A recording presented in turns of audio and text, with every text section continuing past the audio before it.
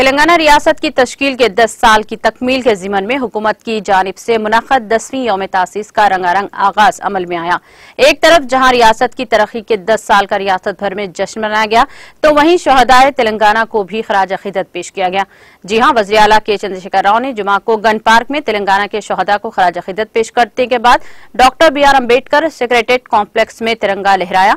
तेलंगाना के 10वीं यौम तासीस के मौके पर वज़ीर आला के सियान ने कहा कि नए मरहले की तरक्की के हर अव्वल दस्ते में होने के नाते तेलंगाना में तरक्की को फरोग़ देने के लिए बेहतरीन तरीक़ेकार वाज़े किए गए हैं और इसके जरिए 9 सालों में हासिल किए गए गैर मामूली नताइज बाकी हिंदुस्तान के लिए तरक्की के मियार के तौर पर काम करेंगे।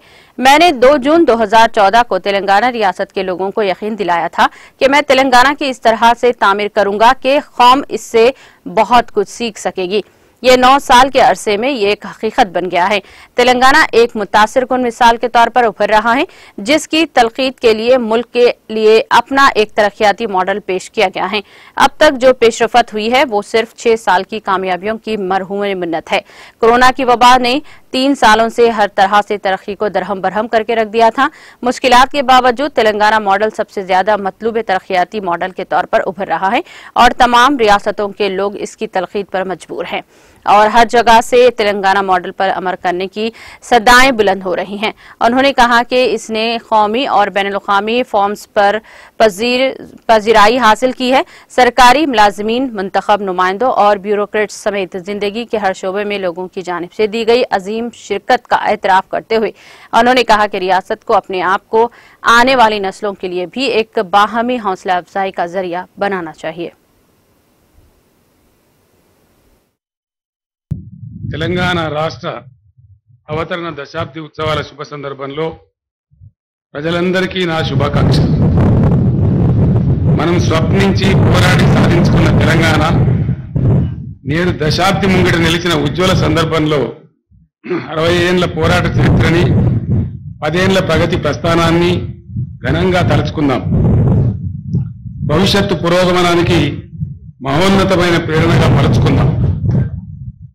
ప్రజల అభిష్టానికి భిన్నంగా తెలంగాణను ఆంధ్ర ప్రాంతంతో కలిపి 1956లో ఆంధ్రప్రదేశ్ ఏర్పడిన నాటి నుండి తెలంగాణ ప్రజలు తమ అసమ్మతిని నిరంతరం తెలియజేస్తూనే వచ్చారు।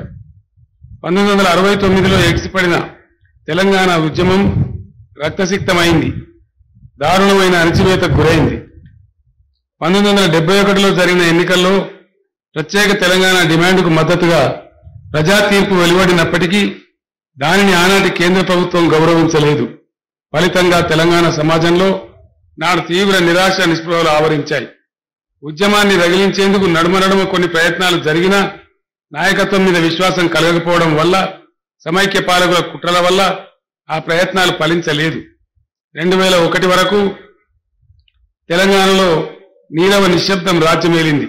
ఇంకెక్కడి తెలంగాణ అనే నిర్వేదం జనంలో అలుముకున్నది। ఆ నిర్వేదాన్ని నిస్పృహని బద్దలు కొడుతూ 2001లో ఉద్యమం ఉవ్వెత్తున ఎగిసి పడింది। ఆ ఉద్యమానికి నాయకత్వం వహించే చారిత్రక పాత్ర నాకు లభించడం వల్ల నా జీవితం ధన్యమైంది। అహింసాయుతంగా శాంతియుత పందాలో వివేకం పునాదిగా వ్యూహాత్మకంగా సాగిన మలిదశ ఉద్యమంలోకి క్రమక్రమంగా అన్ని వర్గాలు వచ్చి చేరాయి।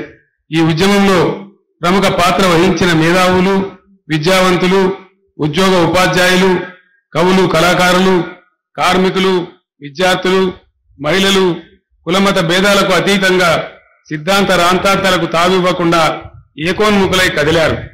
వారందరికీ నేటి దశాబ్ద సందర్భంగా సవినయంగా తలవంచి నమస్కరిస్తున్నాను। స్వరాష్ట్ర సాధన కోసం తమ ప్రాణాలను అర్పించిన త్యాగదనులైన అమరులకు హృదయపూర్వకంగా నివాళులు అర్పిస్తున్నాను। 2014లో అధికారంలోకి వచ్చిన నాటి నుండి బీఆర్ఎస్ ప్రభుత్వం అమరుల ఆశయాలను, ప్రజల ఆకాంక్షలను నెరవేర్చేందుకు మనసా వాచా కర్మణ అంకితమైంది। ప్రతి రంగంలోనూ యావత్ దేశం నివరపోయే ఫలితాలను సాధిస్తూ ప్రగతి పథంలో పరుగులు పడుతున్న తెలంగాణ నేడు 10వ వసంతంలో అడుగు పెట్టడం ఒక మైలురాయి। ఈ సందర్భంగా స్వరాష్ట్ర అవతరణ దశాబ్ది ఉత్సవాలను అత్యంత ఘనంగా నిర్వహించాలని తెలంగాణ ప్రభుత్వం నిర్ణయించింది। నేటి నుండి 21 రోజుల పాటు ఈ ఉత్సవాలు వేడుకగా జరుగుతాయి. మేనిఫెస్టోను రూపొందించుకొని చిత్తశుద్ధితో అమలు చేసింది. రాష్ట్ర అవతరణ దశాబ్ది ఉత్సవాల సందర్భంగా ఆనాటి పరిస్థితులను నేటి పరిస్థితులతో ఒకసారి బేరీజు వేసుకొని చూస్తే మనం సాధించిన ఆశ్చర్యకరమైన విజయాలు మన కళ్ళ ముందు కదలాడతాయి. తెలంగాణ రాష్ట్రం ఏర్పడిన ఈ 9 ఏళ్ల వ్యవధిలో కరోనా మహమ్మారి వల్ల దాదాపు 3 ఏళ్ల కాలం వృధాగానే పోయింది. ఇక మిగిలిన 6 ఏళ్ల స్వల్పకాలంలోనే వాయు వేగంతో రాష్ట్రం ప్రగతి శిఖరాలను అధిరోహించింది. ఇప్పుడు ఇది నవీన తెలంగాణ, నవోన్మేష తెలంగాణ. దేశంలో ఎక్కడ చూసినా ఏ నోట విన్నా తెలంగాణ మోడల్ అనే మాట మారు మోగుతున్నది. జాతీయ అంతర్జాతీయ స్థాయిలో తెలంగాణ అభివృద్ధి నమూనా మన్ననలు అందుకుంటున్నది. అనేక సవాళ్లు అవరోధాల మధ్య నెమ్మదిగా ప్రారంభమైన తెలంగాణ ప్రగతి ప్రస్థానం నేడు పరుగులు తీస్తోందంటే అందుకు అంకితభావంతో చేస్తున్న ప్రజా ప్రతినిధులు, అధికార యంత్రాంగం, ప్రభుత్వ ఉద్యోగులు, ప్రజా సహకారమే కారణమని సవినయంగా తెలియజేస్తూ ఉన్నాను. అభివృద్ధిని సాధించడమే కాదు, అభివృద్ధి ఫలాలను ప్రజలకు అందించడంలో కూడా మన రాష్ట్రం నూతన ఒరవడికి దిద్దింది. మానవీయ కోణంలో రూపొందించిన పథకాల పట్ల నేడు దేశమంతటా ఆదరణ వ్యక్తమవుతున్నది. తెలంగాణ ప్రభుత్వ పథకాలు ఇతర రాష్ట్రాలకు ఆదర్శప్రాయంగా ఆచరణీయంగా నిలవడమే కాదు, ఆయా రాష్ట్రాల ప్రజలు తమకు కూడా తెలంగాణ తరహా అభివృద్ధి కావాలని కోరుకుంటూ ఉన్నారు.